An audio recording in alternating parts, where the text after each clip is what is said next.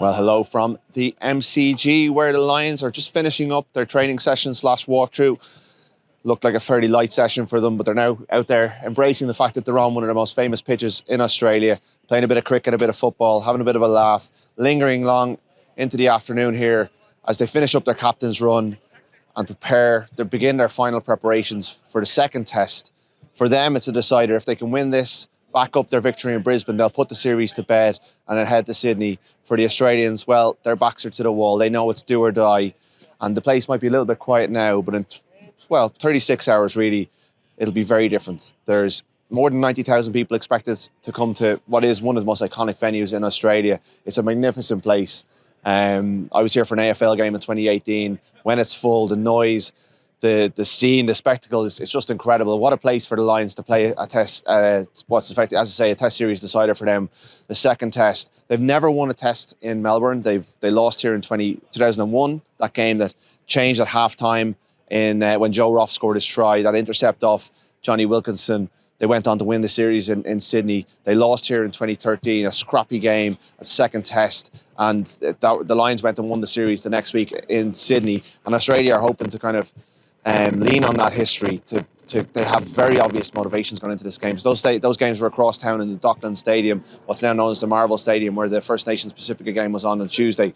This is the first time the Lions have ever played here, so I guess that's a fresh start for them. And Andy Farrell is really building a narrative around this being the game of their lives. And I think he's talking mostly about the crowd, the size of the game, the size of the occasion, the number of Lions fans who've either travelled over or who are coming from all across Australia where they live to support them. Obviously for these players, yes, Australia are not world beaters. It's not like beating New Zealand or South Africa.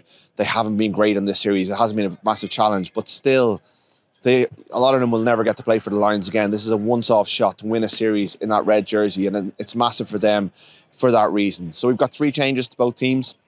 One enforced for the Lions, Joe McCarthy. He's out there with Matt Hansen, but he wasn't fit enough to play this week. He drops out with Ollie Chesson coming in. Andrew Porter, straight swap for Ellis Genge. I expect almost that they'll reverse that again next week, albeit they might want to get that punch from Genge off the bench. And of course, the change in midfield with Bundy Aki coming in for Sione Tuipulotu. So difficult for him to miss out on home turf. A Melbourne boy. It was supposed to be 4. Gary Ringrose, I just saw him walking down the tunnel there. He pulled himself out, as we know, felt concussive symptoms in training yesterday and took that brave and kind of honourable decision to tell Andy Farrell and not risk himself. Hugh Jones starts, and then a couple of changes on the bench. Jack Morgan, the Welsh player, makes it, all 4 nations represented. Blair Kinghorn and Owen Farrell come onto the bench as well. So James Ryan in for Chesham. Just met him coming out there. He's seen the good form and good spirits. Looking forward to what is his Lions Test debut and a huge occasion for him. And he might just meet an old friend in Will Skelton, the La Rochelle lock, who's back in the Australian team alongside Bobby Valentini and David Porecki. Joe Schmidt hoping their set piece goes better, that they get more of what they want to put out on the pitch onto the pitch, because they were so insipid in that first half. They lost every collision. They were beaten up by the Lions. I expect this should be a feral response from these Wallabies. Not that they'll lose control, but they'll come out and they'll see this as a last chance. Schmidt has been talking a little bit disappointingly about the fact that this is almost part of a 5-game window with a tour to South Africa coming up. The schedulers haven't done them any favours. They're playing in Ellis Park 6 days after they play the Lions in the third test next week. But for these players, they'll never get a shot to play the Lions again. They'll never get to play against the Lions at the MCG again. What an opportunity it is for them. They are the outsiders. No one expects them to win, but I'll expect a bigger Australian crowd here on Saturday night, because it's a bigger stadium and the Lions haven't been able to hoover up just as many tickets as they did in Brisbane.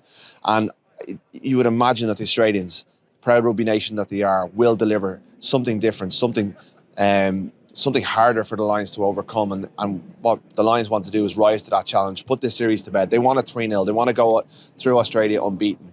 But I think that they'll expect a much bigger challenge from this Australian team right here at the MCG in about 36 hours, Saturday morning your time, Saturday night here, and it's a lot to look forward to.